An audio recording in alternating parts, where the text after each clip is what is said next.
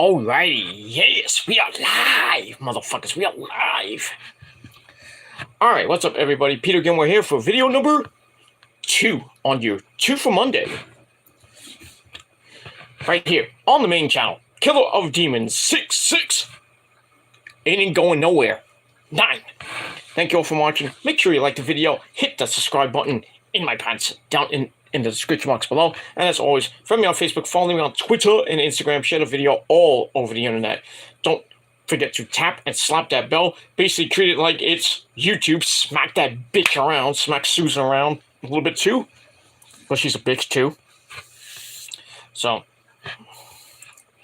yeah, hit that bell, turn on all notifications so you don't miss a goddamn video. And if you do, well, unsubscribe, resubscribe again, hit the bell again, and hopefully you'll get notified. And if that doesn't work, then just search my name and my channels, and you should find my name and my channel somewhere, because I'm so popular, so you can just look it up. And when you go to my channels, go to my video section or my live section, and the latest video and past videos will be right there, so you can watch all of them if you wanted to. Getting close to 900 videos on this channel and my Peter fucking Gilmore channel already. 900 videos. So we're getting close there. We're getting close to 900. Probably be over 1,000 by the spring or the summertime. But we'll see what happens with that. A lot of content to come throughout this year and going into the future. The future, Conan? Yes, all the way to the year 3000. In the year 3000. Okay, not gonna sing that. But yeah, we got a lot of content to go this year and beyond, and we're not going anywhere. And that's pretty much all I gotta say about that. Alright, on this late Monday night, January the 23rd, 2023, or if you're watching from somewhere else, it is now on the replay, January the 24th, 2023. Hope you had a great Monday, and if you didn't, well, fuck you. And that's pretty much it. In the description box below is my first video of the day on my Peter fucking Gilmore channel, talking about Roman Reigns and Stone Cold Steve Austin possibly having a match at WrestleMania, though it's a rumor right now. I think it's a really stupid idea, but I think coming out of Raw, we're gonna and everything else, we're gonna see what happens with everything, and that's pretty much all I gotta say about that. All right, we will move on for that. All right, so check that out in the description box below. Now, I didn't think I was going to do this video because about an hour ago, I finished up, on the watch along with Issa and everything. I was having a late night snack, late night din-din, hanging out with the missus, and then, checking some other things. And then next thing I know, I was watching a video and I don't see the video. I'm like, what the hell happened? And then for some odd reason, I couldn't sign into this very channel for a while. And I come to find out that Google allegedly suspended me, and then my channel completely was gone. It was terminated. So I was like, what the fuck? And then, I got the emails and everything. I had to make an appeal because basically I got false flagged from assholes. What else is new? I made not one, but 2 appeals, and lo and behold, I'm here right now. So I'm here. I'm not going anywhere. This channel ain't going nowhere. It's really, the reason why was because of it's basic stupidity. It's real fucking stupidity, really. Harassment and comments on my videos. My videos have nothing to do with anything. There's no drama in my videos. It's just basically wrestling talk. And the comments really nothing was harassing, so So I just said it was just false flagging and false termination, and YouTube, being the great people that they are sometimes, just said, hey, okay, well, put your channel back up. I think it was a glitch, to be honest with you. I think it was a glitch. But I'm here, we're live, we're happy. That's all I gotta say about that. And, in the event that this channel would have went down anyway, I would have just made a new channel right away, so. Well, I would have lost 1,200 subscribers, but, I mean, that's fine. I don't give a shit. Don't give a shit about that. But the main channel is still here. Will remain here forever. And ever. And forever! As, good friend Terry Funk says. So we got that. So we got all that. And a bag of chips. And we will move on from that. Alright. I haven't seen this. I don't know if this is the same guy, but Little Fettuccine 68. Though I think there's another one, but there's a different icon. So I think it's a troll. But he says, yo. Well, yo to you too. Thanks for dropping by. Thanks for watching. And if it's the same Little Fettuccine that has been on my videos before, then hi. If it's not, get out. But I'll keep you here for now, as long as you are respectful. And if you're not, you can go you know where. And that's it. All right. We move on from there. So, yeah, so the channel is here. It's not going anywhere. So, keep up the false flagging, assholes. Because it ain't going nowhere. You can't deal with me, then it's just too goddamn bad, because I have no time for you douchebags anymore. I got no time. But keep up the obsession videos, keep up the womp lies about me, and telling other people that I supposedly befriend about my past, so they know it's like, oh, this is his past, so why are you befriending him? You shouldn't befriend him. That's why you tell somebody one thing, and then they're going to come back to you and say, oh, did you do this and this and this? And I'm like, no. They're not going to believe you when you believe the source, so. And all the proof ain't going to help you either. So. Because it's fake. Like all your dead channels. So that's all I got to say about that. Anyway, let's move on. Alright. It is, ladies and gentlemen, on video number 2 on the main channel, it is time for your late night, Monday night, Raw Triple X review for January the 23rd, 2023. From the Wells Fargo Center in that shithole city known as Philadelphia, Pennsylvania, home of the Philadelphia 76ers, those crappy Philadelphia Flyers, and those pedophile Eagles, who will get their butts whipped on Sunday by the soon-to-be future NFC champion San Francisco 49ers. And that's pretty much it. So we got that. All right, so this was the 30th anniversary of Raw show, even though it was the official date was like last week. So, January the 11th, 1993, the very first edition of Monday Night Raw on the USA Network, and which emanated from the Manhattan Center, or the Grand Ballroom, at the Hammerstein Ballroom, the Manhattan Center, whatever you want to call it. So, 30 years later, Monday Night Raw is still the #1 show on USA. And, well, not the #1 show in your heart on Monday night, because there's a lot of other shows that are better than Raw on Monday night, especially Monday Night Football. But Monday Night Football is over, pretty much. So, I would assume I think the ratings for tonight's show are going to be huge. Not huge, but I think they probably get close to 2 million views. I mean, you had Hogan on the show, the GOAT of all GOATs, The Undertaker, DDP, Medusa McKelly. I didn't see Lita. I don't know. Maybe she wasn't there. Is she gonna be in the Royal Rumble? Because they had a lot of legends that didn't make the show because they were gonna secretly like keeping them away, and maybe they could be appearing in the Royal Rumble, like Booker T and others. But Nature Boy Ric Flair was there. Ron Simmons was there. You know, Farouk, Ron Simmons. Damn! You know, that guy was there. Teddy Longplayer was there. Jimmy Hart. Jerry the King Lawler.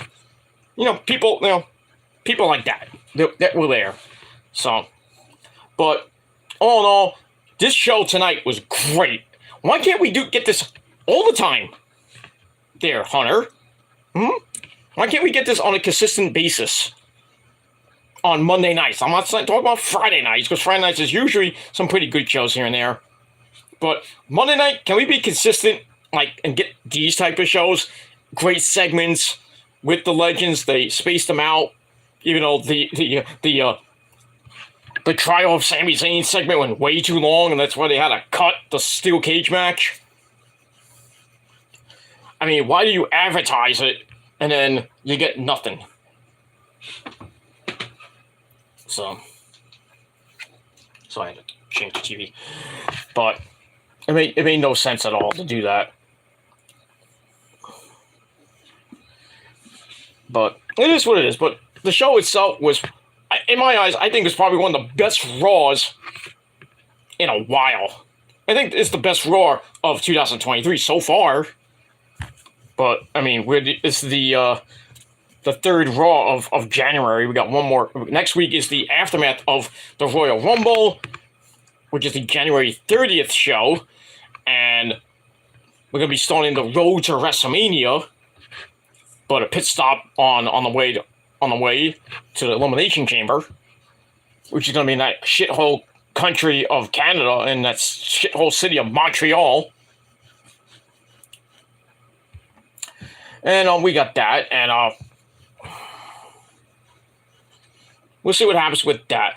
And usually the Raw after the Royal Rumble is usually the start of the announcements for the Hall of Fame inductees. So probably by next week or maybe the week after that, we're going to start getting names for the 2023 class of the Hall of Fame, which probably is going to be headlined by The Rock, but I doubt that because The Rock may or may not appear at WrestleMania. Well, he's not facing Roman. We don't know that because he's a pussy. And now, I mean, WWE has to, watch my video down below when I mentioned Rock versus Austin is just like a plan B. And because they want to throw a whole ton of money at Stone Cold to do a match with Roman, get destroyed, and put Roman over. So does that mean Cody's not winning the Rumble? Or is this going to be like a night 2 type thing? Like maybe we'll see Roman versus Cody in night 1, and then night 2 we'll get Stone Cold versus Roman, possibly for both belts, or at least maybe one belt, or just a special attraction type thing. But we'll see what happens with that. But I don't know. So we'll see what happens. All right, let's go. Not waste any more time than I already wasted because I want to get this video done and out of the way and edit it up a little bit, and then I'm going to bed because I got to work tomorrow. I got physical therapy tomorrow too, so I got to do all that tomorrow in a bag of chips. I got a lot of stuff tomorrow and NXT. So busy Tuesday, and then pretty much the rest of the week is pretty open for me, and then I got Sunday with the Niners.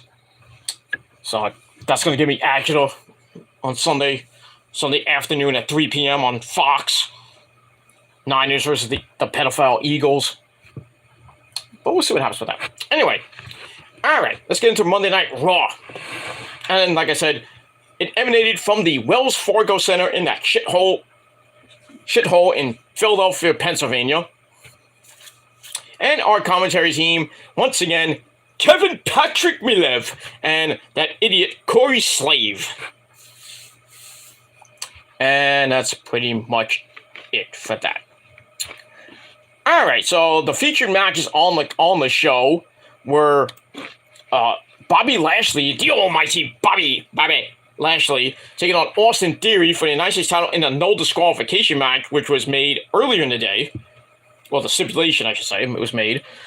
We have Bayley, Give Me a Hug, and Becky Lynch, the Man, in a steel cage. And we also had the trial of Sami Zayn. Plus, the legends were going to be there. We're going to get some video packages with the best moments of Raw from 93 on. So they spaced it out pretty well, but there were some matches that should have not been on this show, like Sonya Deville and Bianca Belair. But it is what it is. So anyway, all right, we start off with the pyro. We're all ready for Raw, which did not. I don't think it started with the old school Raw theme, Raw's Raw theme. Boo to the music, play that fucking music by Union Underground. I mean, they did play it for the freaking video packages, which was nice, but then they went back to the crappy theme that they have now. So after that, we hear the music of I Am a Real American. So Rick Derringer plays out the man himself, the Hulkster dude, Hulk Hogan brother. So he comes out wearing the red and yellow and the boa and everything. He's looking like he can't walk at all. Brother, I got a bad hip, brother. So anyway, he comes out with the Mouth of the South, Jimmy Hart, to get things going. So the Hulkster talks about Raw debuting in 1993. Then he starts pausing a lot because the mic doesn't work. Of course, when Hogan talks on the mic, there's usually a mic, something wrong with the mic, unless, like, it's Mean Gene next to him or Eric Bischoff. Don't give Hogan a live mic because he can't hold it properly. That's probably why the mic kept cutting out, because he's probably holding it and pressing the on-off switch. I don't know how it's working, brother. So there was a couple of pauses because the mic didn't work. Then he praises the Philadelphia Eagles. You're from Florida, idiot. Really, you live in Tampa, Florida, so you really should be, hyping your Tampa Bay Buccaneers, even though they suck and they're out, and Brady go bye-bye. But he wanted the cheap pop from those idiots in Philadelphia, those Eagles fans that are all pedophiles. And then basically that's it. The fans like, yay! Yeah, when you lose on Sunday, don't come crying to me. But I digress. Alright, so after that, I didn't really rate the Hogan segment. I could care less for Hogan. Brother! And that's pretty much it. Alright, after that, we look at some of the cities the show has taken place in over the years, especially in New York City, with the Manhattan Center, or the Hammerstein Ballroom, Madison Square Garden, the Barclays Center, Nassau Mausoleum, even in Jersey, LA, the Staples Center, blah, blah, blah, blah, blah, lots of places. Then they switch into a humongous highlight package, and we see a lot of big names, including a bunch of guys that are in AEW. Jericho, Cody coming back, so like that. Mainly was Jericho. And a couple others, I think. I missed some of them. But anyway, debuts, title changes, reveals, and almost anything else that was on Monday Night Raw. So, big, humongous montage. We see this throughout most of the show. Just like, hey, you forgot about Monday Night Raw 30 years ago. Here's some clips. Really, you didn't have to do a 3-hour freaking Monday Night Raw. You could have just done 2 hours and just showed a whole bunch of highlights. You didn't have to do matches per se. I know it's the go-home show and everything, but maybe you just did a 1-hour special, maybe after Monday Night Raw. But, it is what it is. All right, so we got all that. Then we go to the trial of Sami Zayn. And I have to say, this was one epic fucking segment. Epic. Did I say epic? Yeah, I said epic. Fucking epic segment. So, the Bloodline comes out, and our good friend, and we have to acknowledge this man, the tribal chief himself, Mr. Cockfist himself, Roman Reigns, Issa's husband. I'm sorry. Sorry, we all know how Issa gets wet in her panties when Roman comes on the screen. Anyway, we move on. So the Bloodline come out with, "My name is Paul Heyman." Of course, the Wise Man, the Usos, the undisputed tag team champions, who have a big title defense for their Raw tag team belts against Judgment Day. We'll get to that in a little bit. And then the enforcer himself, Solo Sikoa. So they come out. So then, Sammy does come out eventually. I mean, I think he came out with them or he came after them. But anyway, he gets a big ovation. And then Roman gets on the mic, does what he usually does, and has Philadelphia in the palm of his hand. He's like, "Philadelphia, you bunch of pedophiles. Acknowledge me." And, they do what they do. We have to acknowledge the chief. Even if it's not Friday night where we usually acknowledge him. We were supposed to get an acknowledgement ceremony tonight with the Bloodline and, members of the Bloodline, Alpha, Sika, Rikishi. We're not there because I scrapped that to have this trial. And I think it came up pretty well. They need the acknowledgement ceremony, even though we should always acknowledge the Bloodline on Monday nights and Friday nights and on pay-per-view. But anyway, so after Roman gets Philadelphia to acknowledge him, he hands the mic to the Wise Man, Mr. Paul Heyman. So then the crowd's like, "EC-Dub, EC-Dub, EC-Dub," because we are in the land of extreme. So they're chanting up a storm for ECW, because ECW really ain't dead. You could think it's dead, but it's not. Even though Paul Heyman says ECW is dead, and I wish the same for Sami Zayn. Oh. Damn. Can't say that about your company that you built from 1993 on. Really, 93, 94-ish. When it was Eastern Championship Wrestling, when it was the remnants of the NWA, and I think it was NWA Wildside at one time, but then it became Eastern Championship Wrestling, which had the 10 pounds of gold belt, which Shane Douglas won. We all know what happened that night. Ricky Steamboat, Ric Flair, and they can all kiss my ass! And he throws down the belt and then he brings out the actual ECW, the original ECW belt, before Taz ruined it. But I digress. But ECW, it's dead, but, in the remnants of ECW, we have GCW, which is more hardcore, more extreme than ECW ever was. And no, not to knock Heyman, but I think Brett Lauderdale is a better owner than Paul Heyman was. At least he pays the people. Right, Paul? You bounced a lot of checks back in the day? That's why ECW folded? Because you couldn't pay the talent? And then basically it was done after 2001 because Vince McMahon took over the library, which I thought was a dumb idea. Then he brings it back for freaking ECW One Night Stand, which was a great pay-per-view, which I was at.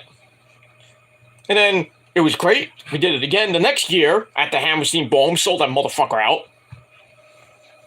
And then lo and behold, we get WWE ECW, which is the watered-down version of ECW on Sci-Fi, which was horrible. Even though it had some pretty good champions like Punk, John Morrison, Matt Hardy. Even though when they changed that belt to the silver ECW belt, which is horrible looking. Ugh. Did a big slow on it. Rob Van Dam, Sabu. Sandman was on it. Tommy Dreamer, even though he won the title. Christian won the title, and the last person that held the ECW title, that silver crappy belt, was Ezekiel Jackson. Where's Ezekiel Jackson now? I don't know. Who cares? But, I still remember the old school days from ECW when it was on MSG at like 2 o'clock in the morning. On a Friday or Saturday night. Great shit. But anyway, so he says that. The fans are like, oh, fuck, So Heyman accuses Sammy of being in a conspiracy with Kevin Owens since day one, which was last January. So it's been about a year. Or really, maybe a couple of weeks ago. Not last January, but, you know. Anyway, Sammy has been trying to lure the Bloodline into a false sense of security, just like the Eagles. Ooh. Then Heyman brings up Brock, and everybody thought it was Lesnar, but we have the other Brock, the man at 7-0, and should be Rookie of the Year, but we probably won't. 7-0 quarterback for the 49ers. You thought he was irrelevant, but he ain't relevant no more. Irrelevant anymore, my friends. 12-0 San Francisco 49ers. The man who will go 8-0 and lead the Niners into the promised land, the Super Bowl. That man is Brock Purdy. Yeah, so Heyman says, who will beat the Eagles next week? So you know how the stupid idiot fans in the audience are like, boo! Fuck the Niners! Yeah, like Skip Bayless. Freaking, boy, did you eat crow last night and this morning? How's that humble pie feel there, Skip Bayless? And now he's like, oh. Then he goes on Twitter last night, like late last night, early this morning. And he says, congratulations, 49ers, you'll get beat by the Eagles. Fuck you. Fuck you, you're just bitter. You're just a bitter fucking Cowboy fan. No wonder Shannon Sharp roasted his ass. And our good friend Stephen A. Smith, oh man, today on First Take, ripped him apart. I loved it. Fuck you, Skip Bayless, you old fucking fart. Why don't you go console Dak Prescott and Jerry Jones, if you know what I mean.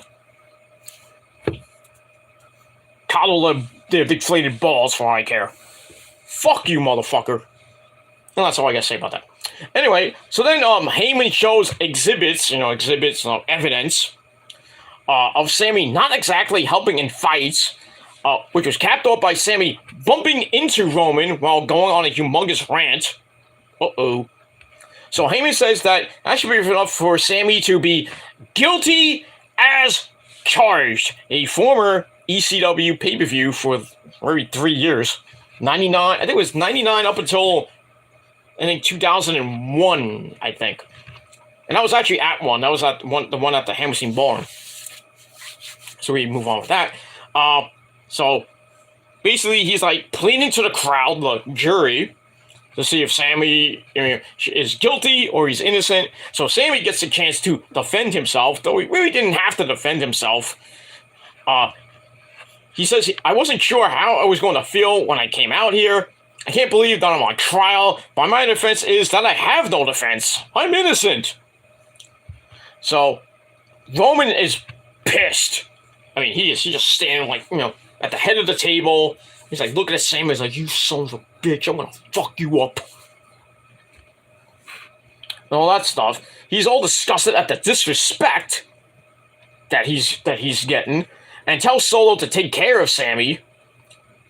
So on cue, Solo is like goes over to where Sammy's sitting, or he's really standing, and he's about to load up the Samoan spike, and then Jey Uso, of all people, Jey Uso says, no.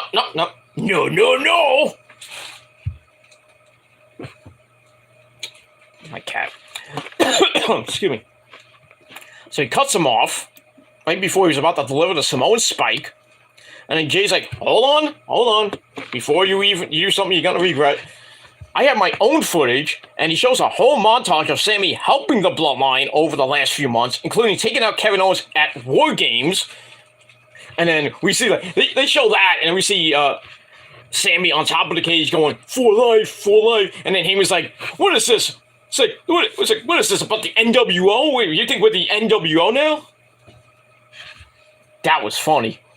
So anyway, Jay talks about how Sammy saw the good in him the entire time, and that's what family does. And the fans go, Usi. And then the Sammy's Uso chants.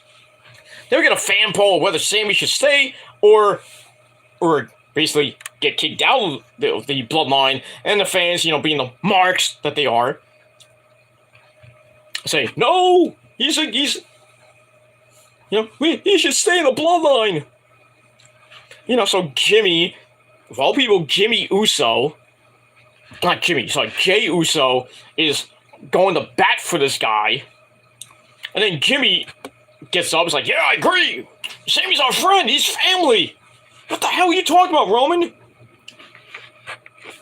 So then Roman gets to his feet, and he renders his verdict, and he says, Sami Zayn, you have been found not guilty.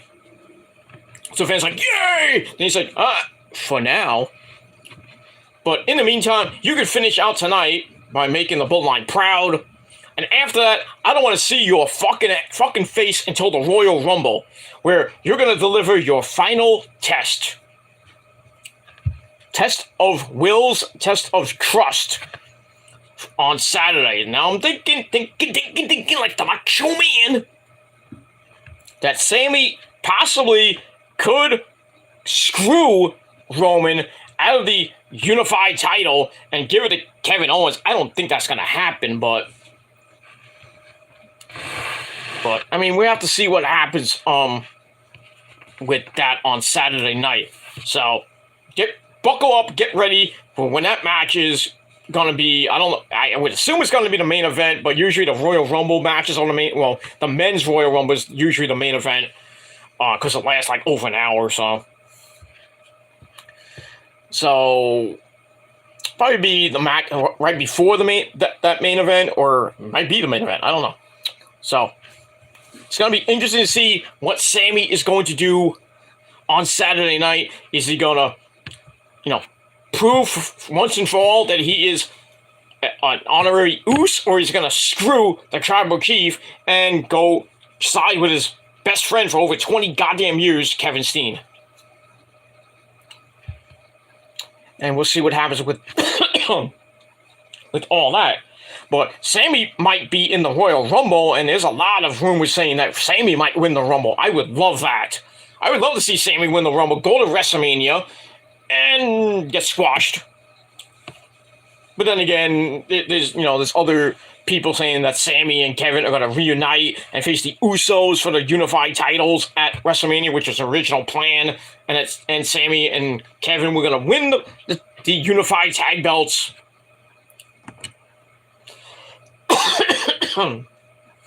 Excuse me. And we'll see about that. I need a drink. Salute. Here's to you. Oh, good old-fashioned Pepsi. Because when you drink Pepsi, you know what happens. That's all I got to say about that. All right, so that segment went a little bit too long, but still, it served its purpose, and that's all I got to say about that. So I gave this segment 4 out of 5 stars. I would have gave it a perfect 5, but I think a little bit of time constraint brought it down a little bit. And like I said, you could have gave it 5 out of 5. That's your opinion. That's you're entitled to it. But my show, my ratings, so I'm giving it 4 out of 5 stars. And that's all I got to say about that. And we will move on from there. All right. After that, we go to our first match of the night for the Raw Tag Team titles, where the Usos, Jimmy and Jay, take it on the Judgment Day of ex-con Dom Guerrero. He's in a gum. He's a gringo. And Damian Priest, along with Mommy Rhea Ripley and Finn Balor. All right, so Sami stayed at ringside. I think Solo as well stayed at ringside. And we have Rhea Ripley and Finn Balor at ringside. I think Solo went to the back because maybe I missed him. Maybe he was a figment. I don't know.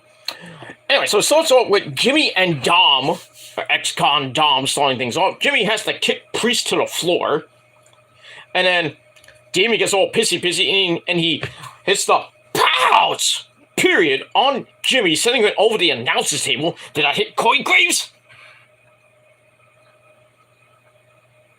Damn. Damn.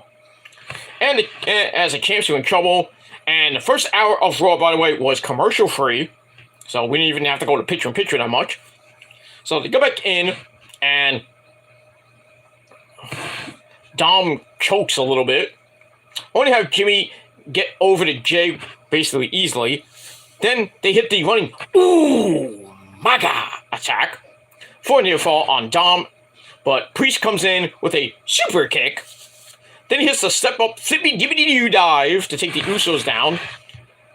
They go back in, the Usos fire off some more super kicks to drop both members of the Judgment Day, but Finn Balor offers a distraction, which the referee caught as the referee catches Balor crotching Jay, and the referee's like, Finn Balor, you are out of here. Get out of here. Go. Get out of here. So Finn's bitching a fit. So which leaves Damian Priest to get super kicked down by Jimmy. He goes on top, hits the Superfly Splash. I thought it was over, but we get a count of 2. So Priest kicked out at 2. And then Jimmy takes Priest down on the floor. And, but hold on, Jimmy is grabbing his leg. He's in a lot of pain. He's kind of screaming. So then the match stops a little bit. And the referee's checking on Jimmy. He throws up the dreaded X sign. So I'm like, oh, great. Like, the run is over. They're going to give the belts to the Judgment Day either by forfeit or they're just going to, Jay's going to go on his own. But, so Jimmy is taken out. But we all know this is a work. Then Adam Pearce comes in and says, if Jimmy's out, the match and the titles are forfeited. But Sami Zayn's like, Remember, we got the Freebird rule. So he's like, I'm Sammy Uso, I'm ready to go. So Pearce is like, match continues. So he gets in the ring. We go back to the match. Sammy dives on the Dominic and Damian Priest on the floor. He's red hot. But Dominic grabs a quick roll-up with the feet on the rope, trying to steal the titles, but Sammy kicks out at 2. Sammy then suplexes him into the corner with an exploder. Ow. And then he goes for the hell of a kick, but Mommy Rhea Ripley gets on the apron, causing a distraction as Damian Priest hits South of Heaven. That great tune by Slayer. And Dominic goes for the cover, and he gets 2. Pretty good match so far. Goes for the 619, gets broken up by Jay's super kick, but Jay can't bring himself to hit a super kick on Mommy Rhea Ripley. That would be bad. And that distraction led Dom to hit the 619 on Jay. Goes up top, hits the Eddie Guerrero, let's say, and giddy for his papi. And hits the frog splash for a near fall as Sammy makes a diving save just in the nick of time. Just checking something, sorry. Damian goes shoulder first into the ring post on a charge. Dom then dumps Sammy to the outside, who comes in with a, who is back in with a blind tag. Then Jay hits a super kick right into the 1D. 1, 2, 3. The Uso, well, really, Sami Zayn and Jay Uso retain the titles in 14 minutes, a little over 14 minutes. Match was pretty damn good. I give it 3.5 out of 5 stars. I really thought that they were going to split the belts up and that Judgment Day was going to win because they've been running Raw. They've been undefeated on Raw for a while. But it's the Usos we're talking about. They're not going to lose to the Judgment Day of all teams. But still, Sammy showed his loyalty to his best friends, the Usos, and hopefully, and even though Roman Reigns was looking on, he was not pleased. He was not really feeling it. But we get that. So, match, like I said, 3.5 out of 5 stars. Great match. But the Usos, still your Raw Tag Team Champions. And we still got that SmackDown tournament to worry about. And I don't know when that SmackDown Tag Title match will be. It might be at the Royal Rumble, or it might be at the Elimination Chamber. Or maybe on the next SmackDown after the Rumble. But we'll see. Alright, after that, we go to the back. Roman says, I still don't want to see Sammy until the Rumble. So it's like, I'm not feeling this. I'm out of here. Fuck you, Sami Zayn. Blah, blah, blah, blah, blah, blah. And that's it. All right, we move on from that. So I gave that segment with Roman 3 out of 5 stars. All right, then we go to the back where we see our good friend JBL and another, well, not somebody that you want to see. That's Baron Snow and Corbin. They're walking in the back. They run up to the Godfather without his hose. Dude, it's Raw 30. Where the fuck are your hose? Oh, that's right. They're in my bedroom. Thank you. But I digress. So they're asking the Godfather to put him in the poker game because they have that Legends poker game. So the Godfather says, well, I have to ask the host, and the host being Mr. Ron Simmons. Damn! Who is happy with a payoff to get Corbin's name on the list. So, JBL pulled out like $1,000, and Ron Simmons like, ooh, money, I can get beer. So they go into the APA's office. Oh, that's really old school, circa Attitude Era. And it's pretty much a full-on casino with all kinds of wrestlers, wrestling personalities included, Legends, Alpha Academy was there, and DDP, Medusa McKelly, a few other dignitaries were there, playing poker, having a good old time. I didn't see Titus Catering in there, though. Maybe Titus was still cooking that mean steak on that barbecue. Or in the kitchen, I don't know. But, in any case, it was alright. Great to see the Godfather. I always love to see the Godfather. I seen him at an indie show about a couple years ago. Had some nice fine-ass hoes that night. I tried to get one of them, but Rosa was with me, so... Damn! It is what it is. But I love Rosa more than those hoes. But I digress. And we will move on from that. Alright, so I give that segment 3 out of 5 stars. Alright, then we go to the ring where we see, surprisingly, Eli Drake. And that's not an insult. That is a fact of life. Let me talk to you. Yeah, dummy. So anyway, Eli's in the ring. He says he is all man and doesn't want to wait for the pitch black match. So he calls out any legend. I'm like, you idiot. Any legend? They're going to brought back the freaking Iron Sheik, and he comes out and beats the fuck out of him. I break his back, fuck him in the ass, and make him humble. Baba. By the way, did you know that Iron Sheik is a 49ers fan? Oh, yes, he is. That's why the Iron Sheik is a fucking legend. That's all I gotta say about that. So anyway, what legend will come out? Well, the legend of all legends, the goat of all goats, the Undertaker. He comes out the gong, and I'm like, oh, he's gonna come out in his old school, original Taker gear, or maybe the Ministry Taker gear, which I would have marked out for. Because that's probably one of my favorite Taker incarnations, is Ministry Taker. But, I like old school Taker too. And then, he would come out, waste 35 minutes more of your time. But we hear the gong, we see the Titantron, and then it stopped. I'm like, wait a minute, what the hell's going on? Then we hear the music of the American Badass. Oh, shit! Kid Rock blares over the PA. And then we see his motorcycle, and he's coming out with the American Badass. Shit! Oh, man, I marked out. I'm not a big American Badass Taker fan, but, seeing that one last time. Oh, I mean, we saw that WrestleMania 30, what year was that, 36, 37? When he had that Boneyard match with AJ Styles, and he came out. I mean, even though he came out, he came riding down to Metallica's fate. What Metallica song was that? That was fate. For Whom the Bell Tolls. That was great. One last time for Biker Taker. It was old school Taker, but it was dressed up like the American Badass, and he had the bike. Kind of make no sense to have old school Taker, in his old school gear, riding on the bike with his hat and everything. So that was kind of cool.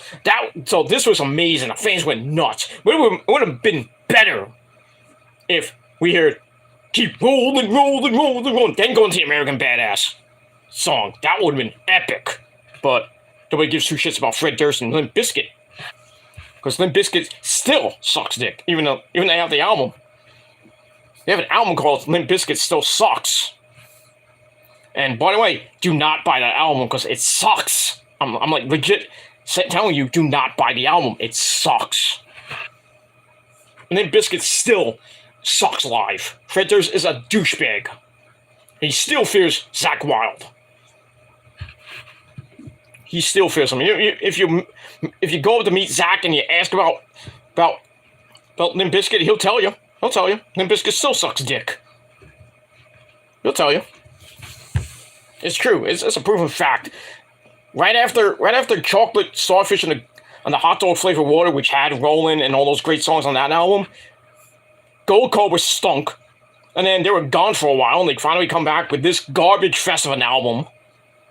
And a garbage fest of a live tour. You know, some people are like, oh, it's the stuff of Limp Bizkit's back, sold out show at Madison Square Garden, but nobody cared. Real freaking metal fans like myself, like new metal and big old school metal fans like, Limp Bizkit's back. Whoop-de-doo. Whoop-de-goddamn-doo. We don't care. They got a new album. Nobody cares. Didn't sell that much anyway. We got something better. Pantera's back, but even though it's not Pantera, but it's not Pantera. It's just like a tribute to. Not even a tribute. It's just Phil Anselmo, Zakk Wylde, Charlie Benante on drums, and Rex Brown on bass. It's not really a Pantera reunion. It's just paying homage to Dimebag and Vinnie Paul. Get your pull. That's it. It's not a full-fledged freaking reunion.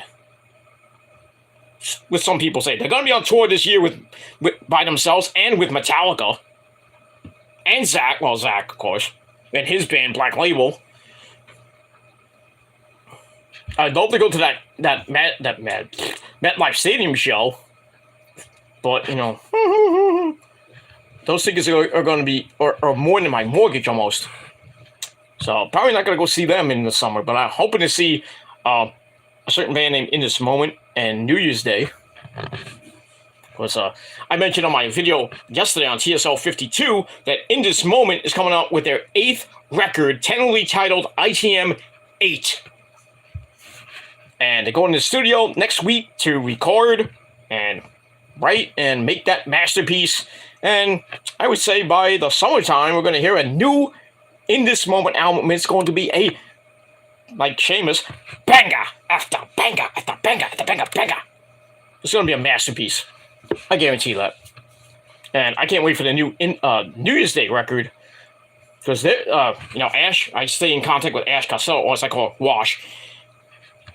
Stupid autocorrect. Me and Ash Costello, talk every so often on Instagram. She tells me about the writing process. They have new songs out.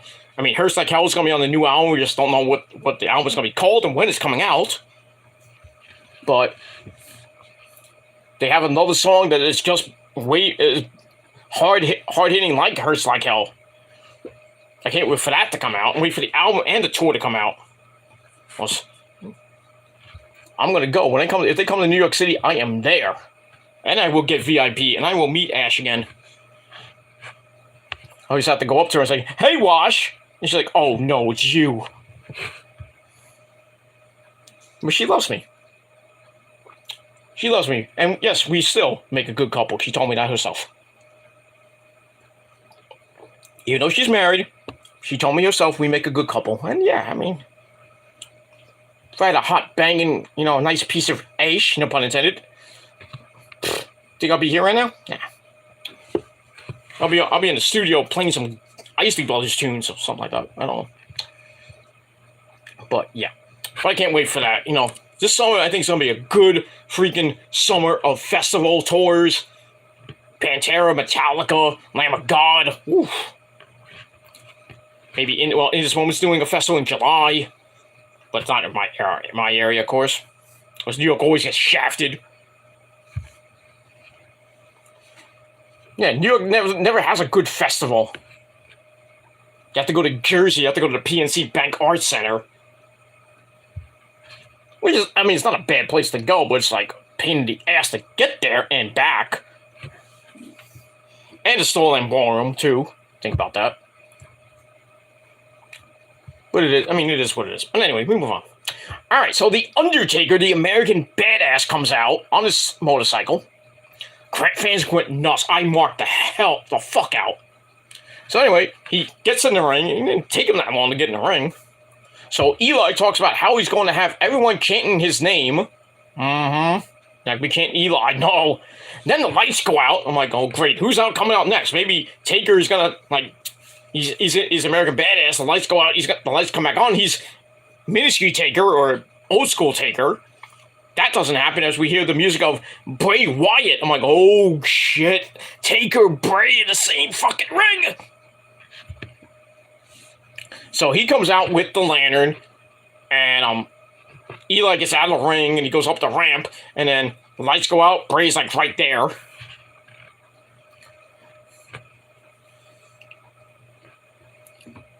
And then he kind of goes to the ring with Eli, bumps into the Undertaker, who grabs him by the throat. And then Bray gets inside. Undertaker tosses him into Bray, hits Sister Abigail, lays freaking Eli out. Then him and freaking the Undertaker have an epic stare down. I'm like, this is WrestleMania 31 all over again. And the fans like, holy shit, holy shit. Then the Undertaker goes to leave, but he stops to whisper something in Bray's ear. We don't know what he said, but people, I think, said, what was it? Memories last forever, something, Relish's memory or something like that. But whatever he said to Bray, it was pretty damn good. Kind of like a passing of the torch type thing. And then Taker gets on his bike, and he goes wherever he has to go. So that was a fucking epic segment, and I gave that 4 out of 5 stars. Oh, Bray and Undertaker in the same ring. And it would have been even more epic if Uncle Howdy came out. That would have been epic if Uncle Howdy was there. Oof. But still, this show, the first hour or two of the show was great. Great segments. They planned everything out with the legends and, you know, the stars of today and everything. That's pretty much it. But this segment was great. 4 out of 5 stars. Let's move on. All right, then we go back to the poker game where we see Medusa McKelly with the old school women's title. Nice. She seems to win her hand, I guess, or her poker game, but she seems to win. But then DDP's like, look at my hand. Bang. So DDP appears to have won the tournament, or at least the match. I don't know. That was kind of cool seeing DDP next to Medusa McKelly. And then that Alpha Academy, blah, blah, blah, blah, blah, blah, blah. Well, thank you. I forget who was sitting next to Medusa McKelly. I don't even know who it was, but man, that was kind of a cool segment. So I gave that 3 out of 5 stars. And we move on. All right, after that, the cage lowers, and we're about ready for our steel cage match, brother, between Bayley, give me a hug, who didn't have her boyfriend's jersey on this time. That's George Kittle.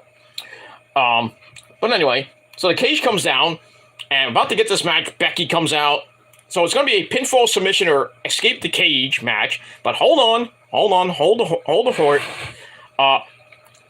Becky has to beat up the entire Damage Control because EO looking hot as always was there, and Dakota Kai. They're all in the cage. Well, actually, even before they get in the cage, she has to fight her on the floor. Then they bring her inside the cage, beat the crap out of her some more. Then the bell rings, and then Adam Pearce comes out and says, "No, we're not doing this." He finally gets inside the cage. They had to bring out bolt cutters just to get the cage open for him to go inside. Couldn't you just do the promo outside the cage, dumbass? So anyway, so he finally gets in the cage, and damage control goes up the top of the cage and to escape, and that's it. So basically, we have nothing. So they advertised this match for nothing, and it was just scrapped at the last minute because Roman's segment went a little bit too long. So it was like, oh, bro, let's blame Roman. Everybody blames Roman. It's not Roman's fault. It's not Roman's fault. It's just that they advertise this, and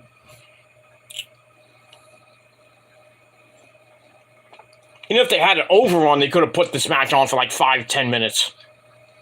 But the show ended at exactly 11 o'clock. So I don't know what's going to happen with Becky and Bayley. Maybe we'll do something on Friday Night SmackDown. Or they'll just do it after the Rumble. But yeah, I gave this segment 2 out of 5 stars. It was just a waste of time. Just a waste. And that's it. Alright. After that, we go to more Legends, and out comes D-Generation X. So, they come out. It's Hunter, the Road Dogg, Jesse James, X-Pac, and, well, we don't have Daddy Ass, Billy Gunn. But in his place is Kurt Angle. I'm like, Kurt Angle? Okay. So, they get in the ring. And Road Dogg gets on the mic first. He does his usual catchphrase. Oh, ladies and gentlemen, boys and girls, children of all ages, D-Generation X proudly brings to you its soon-to-be Tag Team Champions of the World. Then he's the Road Dogg, Jesse James, and then everybody's like, the badass Billy Gunn. Oh wait, he's not there. And then they were like daddy ass chants. You could barely hear them, but you could, they were there. So Road Dogg stops and asks, why are you here, Kurt? And Kurt's like, I always wanted to be in DX. And he takes off his shirt and has a DX shirt on. So Hunter, Shawn, and X-Pac, and Road Dogg, I forgot Shawn Michaels was there too, they have to have a executive meeting, and they tell Kurt, you have to pass a test. And then Kibri's like, are you ready? And Kurt's like, was that the test? Okay. So Hunter gets on the mic and he's about to do the let's get ready to suck it. But then the music of Imperium, they come out, of all people to interrupt. They come out, Fabian Aichner, Marcel Barthero, and the Intercontinental Champion Walter. They come out, they get in the ring, big stare down. So, they don't like these degenerates, and they're about to fight, and, Walter gets right in Hunter's face. I'm like, ooh, this could be good. And then, Hunter's like, I'm retired, dummy! And then Shawn's like, I'm too old to fight. Yeah, right. And then the Road Dogg's like, who am I kidding? And then they get into a big huddle with Kurt. Triple H volunteers Kurt to fight. Kurt's like, I'm not doing it. And then the Road Dogg's like, we're in a pickle here. And I think we heard Hunter talking Samoan, I heard. I didn't hear that, but anyway. So they're all thinking about, well, what are we gonna do about this Imperium problem? But then Seth freaking Rollins comes out. So he comes out, and then the Street Profits come out, and I'm like, yep, here goes your 6-man tag team match. All we just need is Teddy Long. But before we get Teddy Long, because he was there as well, the Road Dogg thinks we need to make it official, and looks at Triple H for an announcement. He's like, oh, you're the boss. And Triple H's like, why does everybody look at me for something like this? This booking stuff isn't easy. Well, you should know you're head of creative, dear Hunter. You know, your dad, your fucking 77-year-old douchebag father-in-law is like, jump in the air, telling you what to do. Don't listen to that fart knocker. Please do not listen to Vince McMahon. He needs to fucking fuck him. But anyway, so So he says that, and we need somebody to actually make this official, make sense out of this whole thing. And then cue Mr. Teddy Long, player. So he's like, well, we're gonna have a tag team match, player. I thought they was gonna say, you're all gonna go 1-on-1 with the Undertaker. He didn't say that. But anyway, he says, well, we're gonna have a tag team match, player, but we also need a special guest referee. So Kurt Angle happens to have a referee shirt on as well, a red, white, and blue referee shirt on. And then we get the official match. But that whole segment was pretty damn funny. You know, quirks from DX and everything. And all that good shit. And I gave that 3.25 out of 5 stars. And that was pretty much it. As we move on. Alright, so then we get to the Imperium, all of Imperium, against Seth Rollins and the Street Profits, with Kurt Angle as the special referee and Jerry the King Lawler on commentary. Should just kick Corey Graves out. It's like, fuck you, Corey. But anyway, he has his usual curbs and yelling, puppies. No. So it's also with Fabian Aichner having a 1905 headlock on Seth Rollins. Didn't last long as he tags in Montez Ford, who gets clotheslined. Brings in Marcel Barthel, or Von Kaiser, comes in. And then they go back and forth with Angelo Dawkins for a double knockdown. Then Walter and Seth Rollins come in. I'm like, ooh, this could be a nice little preview of a possible Intercontinental title match. Maybe. Gunther just beats the fuck out of Seth Rollins, knocking him out of the air with a big time shotgun chop. Don't hurt the titties. I'm sorry. Anyway, as we go to break, we now officially have commercial breaks now. We come back, Seth fights out of a 1905 chinlock and backflips out of a belly-to-belly suplex, gets the hot tag to Montez Ford, and the Profits grab stereo ankle locks right in front of Kurt Angle, because they're his best friend. But Walter comes in and is like, no. And he comes in and breaks it up. He stares at Angle, and it's like, starts poking him in the chest. Rollins comes in for the save. Angle really can't do anything. He's broken, like Hogan almost. Got bad knees and he's just messed up. But anyway, so Rollins saves him. Then the Profits hit the flippy-dippity-doos to the floor,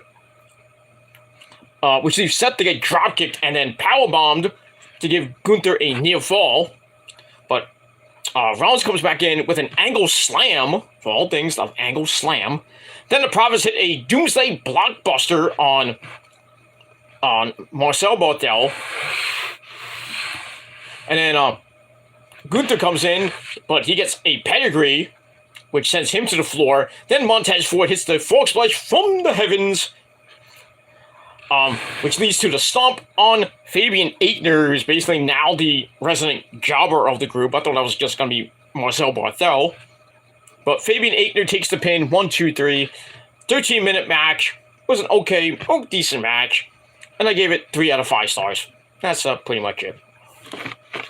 Actually, I take that back. 2.5 out of 5 stars. I read my notes wrong. And we'll move on from there.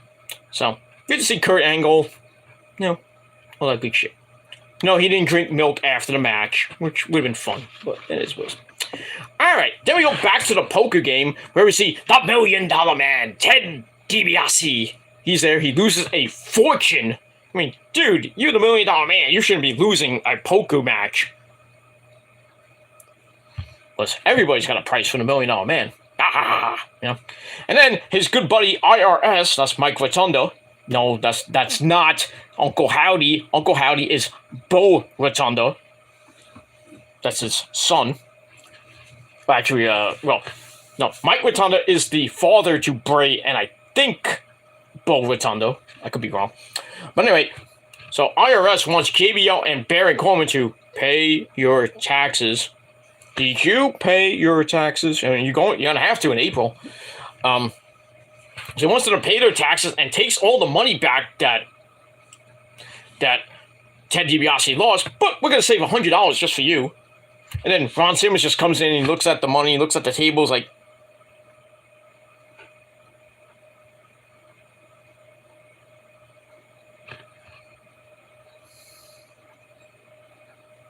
damn! That was funny. That's funny. You know, great to see, you know, Ted DiBiase looking like $1 million, well, no pun intended, $1 million. You know, Mike Rotunda as IRS, and then good old Ron Simmons. So that was a good, funny segment. I gave it 2.5 out of 5 stars, and that's it. All right, then we hear from Bobby Lashley and a beautiful-looking Kathy Kelly. Woo, smoking hot in red. I thought Issa looked good in red. Well, she does, but I digress. Anyway, so Kathy Kelly's with Bobby Lashley. He promises to get the United States title back, and then MVP comes in, and again offers a Hurt Business reunion. But once again, Bobby is not. You know, it's like, nah, I don't want it. I don't want in. But they're teasing it still. I think we're gonna get it probably by WrestleMania, but we'll see what happens with that. So I gave that. What did I give that? I gave that 2.5 out of 5 stars. All right, then we go back to the ring with, woo, the Nature Boy, Ric Flair, styling and profiling. So he comes out, nice suit. I wonder where you got that suit there, Rick. You know, with that Ric Flair drip. Probably got. I think he got his suit at the Men's Warehouse, because when you go to the Men's Warehouse, which is as always our sponsor for the night. On every video, our sponsor is the Men's Warehouse. Because when you go to the Men's Warehouse, guys, you want to get a good suit, you want to get a good tie, you want to look good, go to the Men's Warehouse. Because I can guarantee you're going to like the way you look. And if you don't, that's your problem. That's that. Anyway, I got a free deal out of that. Anyway, so he comes out, hits all his catchphrases. Limousine riding, jet flying, son of a gun. Stuff like that. He introduces his daughter, Charlotte Flair, for a big family reunion. I guess they're past with, you know, Lacey Evans getting knocked up by Rick. Knocked up. It's all done with from like 2 years ago. People are like, and on Twitter and even on Issa's chat, were like saying, "Oh, Lacey Evans should come out with the baby." Ric Flair's baby. That would've been fun. But obviously we didn't get that. Anyway, Charlotte thanks the other women for making her such a decorated champion, but this will always be her show. I thought SmackDown was your show. Okay. But anyway, and then we get the music of Bianca Belair. She's Bianca Belair. She plays with her hair. That's actually her hair. She's Bianca Belair, the Raw Women's Champion. So we had the Raw and SmackDown champion in the same goddamn ring, saying she goes here now. I was like, well, I run this show now, and this is my show, bitch. So they kind of teased maybe a match, because Bianca did say she wants to have a match with Charlotte to beat every member of the 4 Horsewomen. She already beat that person named Mercedes Moné. She beat Becky. She beat Bayley. You know, all she got to do is beat Charlotte whenever that match happens. So they teased a little fight. But then Sonya Deville, the Buzz Killer, comes out and says, "Hey, where's my recognition for working so hard? What did you do?" Anyway, Charlotte owes her, but offers Bianca the chance to deal with Sonya. So Bianca's like, I'll do it. All out. Let's do it, like Paul Stanley would say. Right, Paul? Let's do it. So we got that. We got an impromptu match.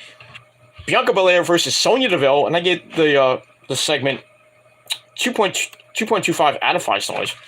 And then we go to this ridiculous, horrible match. Filler match. Non-title match, of course. There's also a Bianca flipping Sonya over to start. Sonya gets on a shot to face, and that did not sit well with Bianca. They get back up. Bianca's sent into the corner where she backflips over Sonya and hits a 1922 backbreaker. Then a running boot knocks Sonya to the outside, but Bianca gets sent into the barricade. Ow. As we go to a break, we come back. Sonya drops her again for a near fall, but Bianca pops right back up, hits the KOD. 1, 2, 3. It was like she got knocked down, came right back up, boom, done, match over. I'm like, wow, that was a weird ending. It's like she felt like she no-sold it, gets right back up, picks up Sonya Deville like she's dead weight, hits the KOD, and then next thing you know, the match is over. 8.5-minute match. There shouldn't have really been a match. It was just horrible. So I gave that match 2 out of 5 stars. After the match, Bianca's like, that was only a taste of what I'm going to do to you, Alexa Bliss, at the Royal Rumble for the World Women's Championship. And on cue, Lexi appears on screen talking into a mirror about how violent she can be with no one helping her. And I was like, where's Uncle Howdy? He's going to appear in the mirror. No, we didn't see that, sadly.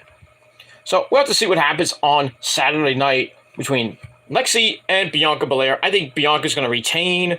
And then at the Royal Rumble, we'll see Bianca Belair defend the Raw Women's Championship against the winner of the Royal Rumble. I'm saying it right now. I've said it for the past couple months. Rhea Ripley. And Rhea Ripley will continue her undefeated run as of late. And she's going to beat Bianca and her 1-year reign as champ. And then she's going to take the title and probably hold it for like a year. But who beats her? I don't know. Maybe Becky. Not going to be Asuka. Maybe be Io. As if Io turns face. But I don't think she should. I think Io should stay heel. And then maybe they turn on her and Dakota Kai turn on Bayley. Bayley turns face, which, and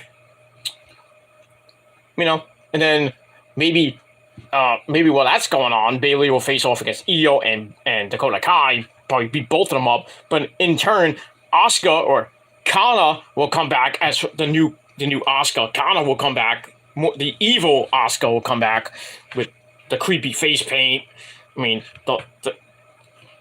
the monster fucking that she was in Japan. She's gonna come out with new face paint that she had in Japan. She's gonna beat the fuck out of Bayley, and she's gonna join up with her so-called best friend Io and Dakota Kai, and maybe make a new Damage Control. But then again, I would just have Io and Asuka as a heel tag team go after the women's tag team belts. Well, I know it's Dakota Kai and Io, but maybe Io just turns on Dakota Kai. I not like you. I like cats. But yeah, we can get a semi-reunion between Io and Kana that happened in Joshi and Stardom back in the day. Oh.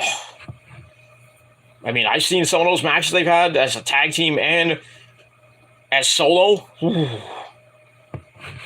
When you thought when Asuka first came to WWE was mean.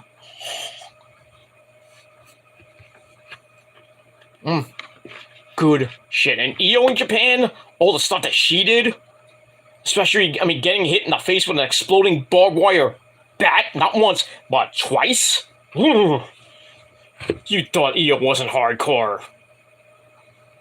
She's hardcore in the bedroom with me, but that's just another story for another time. But she was hardcore in Japan. As we all know, Japan is hardcore and is forever #1 Ichiban. That's it. Alright, so we'll see what happens with that. And Rosa got up, so I gotta finish this off. Alright, after that we get another boring as fuck Cody Rhodes video.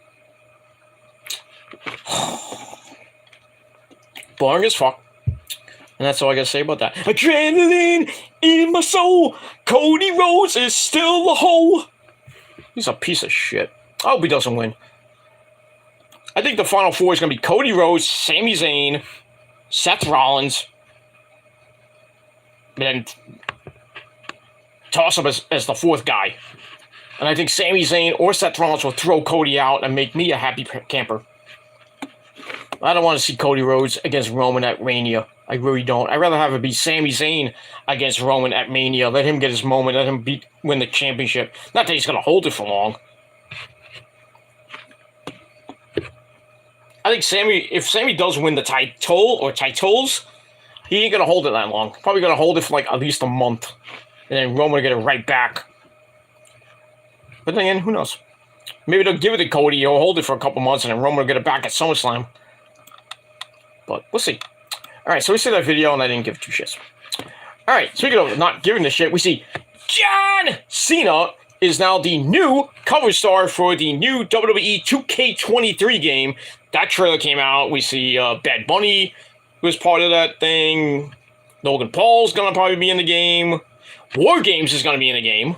That's nice. But am I going to get it? Probably not. The last actual WWE 2K game I got was 2K19, which was very good. 2K20 sucked. We all know that. 2K22 was okay. I just didn't really play much of it. But 2K23 probably not play at all. I'll be too busy playing Resident Evil 4. Yeah. Thank you. Be playing Resident Evil 4, playing God of War Ragnarok, Final Fantasy 16, Final Fantasy 7 Part 2, or Final Fantasy 7 Part 2, whatever it's going to be called. Crisis Core, I don't even know what it's called.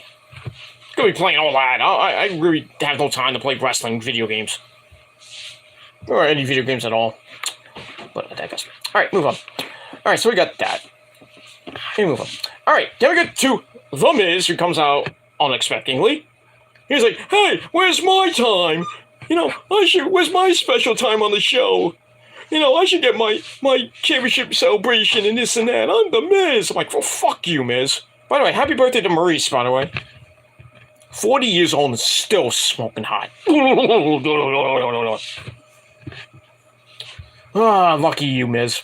Mike Mizzani, you lucky bastard. But I digress. Anyway, so Kevin Owens comes out, and thank the Lord for Kevin Owens. He stuns The Miz, leaves him laying, then he gets on the mic and promises to take out Roman at the Rumble. And he says, I guarantee you I will win, and I will not stop fighting. I will keep fighting until I'm dead. Well, good luck with that, Kev, because you're going to get smashed, stacked, pinned by the Tribal Chief. Again. You ain't going to win. Unless Sammy turns, which I doubt. But we'll see what happens with that. So we got that. So I gave this segment 2.5 out of 5 stars. Alright, then we get the Royal Rumble rundown. And then after that, we go to your main event of the evening for the United States title in a no disqualification match. We got Austin Theory defending against Bobby Lashley. And the match was alright. Nothing great. Bobby starts up with power to start. Clotheslines Theory to the floor. Then he sends Theory into the ring post. Ow. As we go to an early break. We come back, Theory slips out of a delayed vertical suplex, catches Bobby with the rolling drop kick that stuns the Almighty One. But Lashley is fine enough to send Theory to the apron for a running forearm. Then he brings in a table, and he locks in the Hurt Lock and tries for the Hurt Lock, I should say. It's broken up, but Lashley sends Theory face first into a chair in the corner. Ow! Then he loads up the table, only to get sprayed with a fire extinguisher. Then I whip into the steps, keeps Lashley in trouble as we go to another break. I think this is a final break, which is like, they went to break, I think, at 10:55. I'm like, and they came back at 10:57. I'm like, this match is going to end in 3 minutes? Did I say 3 minutes?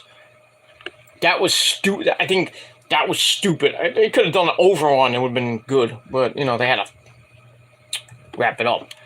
Alright, so we come back. Lashley hits a superplex for a double down.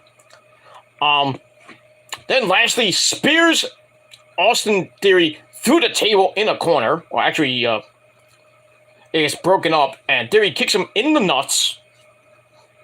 But Lashley's fine enough to put Theory through another table.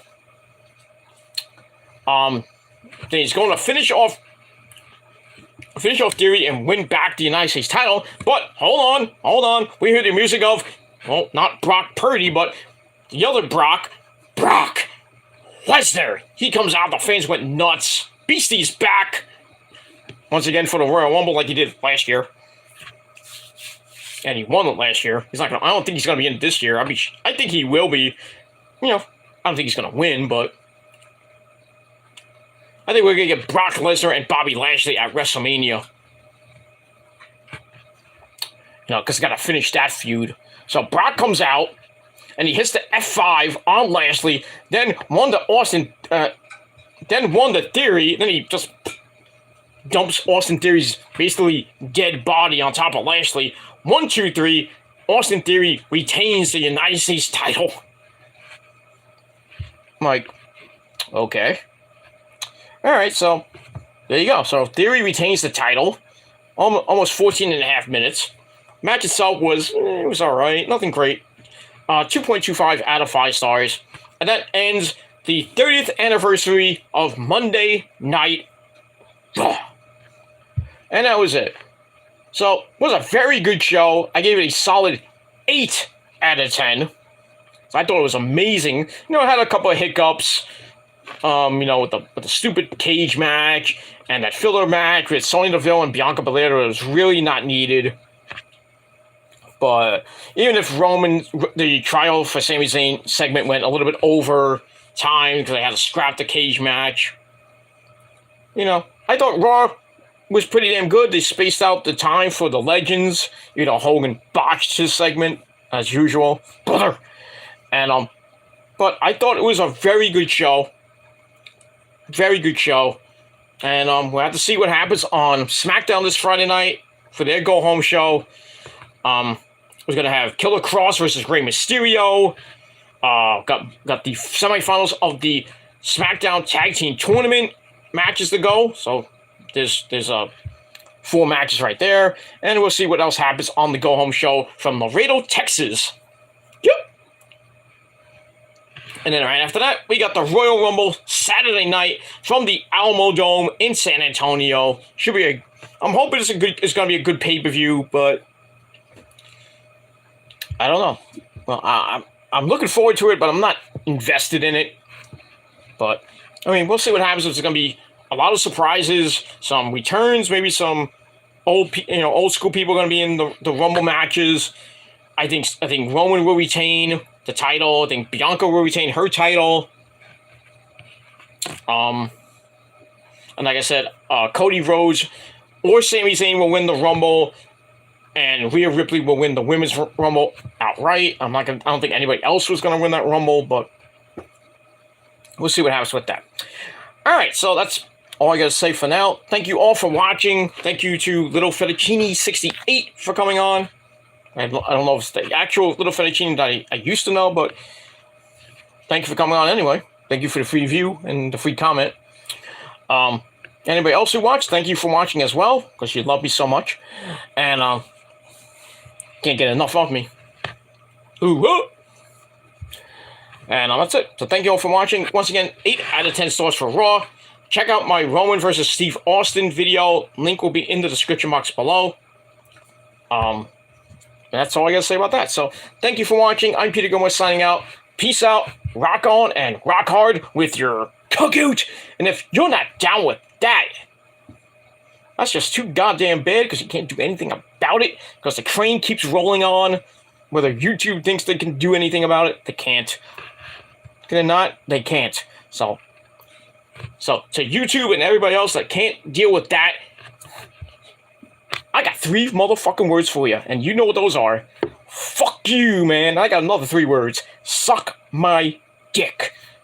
That's it. If you're not down with that, you can suck my dick. I don't give a shit. That's it. Thanks for watching, everybody. I will be back probably tomorrow night with your NXT review over on the Peter fucking Gilmore channel. We'll talk about that as we're got a lot of stuff tomorrow night. We're gonna see that fight between Braun Breaker and Grayson Waller. Also, we're gonna have a NXT Women's Title Summit between Roxy, Gigi Dolan, and Casey Jane of Toxic Attraction, and much more tomorrow night on NXT, as it's the pre-ultimate to the Go Home show, which is next Tuesday before Vengeance Day, which is next Saturday from Charlotte, North Carolina. So back-to-back pay-per-views next 2 Saturdays. It's gonna be pretty damn good. I will do my Royal Rumble predictions probably.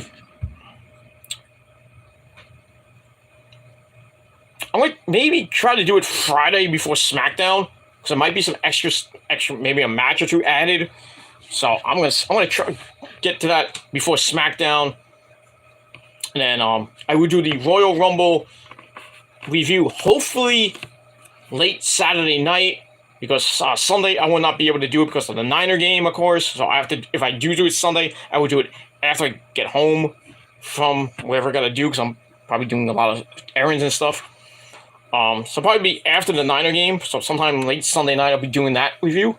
And then we'll go back to our regular scheduled program, and I will do my Vengeance Day predictions probably that Saturday afternoon before the pay-per-view goes on the air on the Shadow Slave channel. So subscribe to the channels, hit that bell to get notified when I do all the videos, and leave comments and all that good shit. So that's it. So I'm getting out of here. Thanks for watching, everybody. I'm Peter Gilbert signing off. Until next time, fuck you and adios. Peace. Bitches.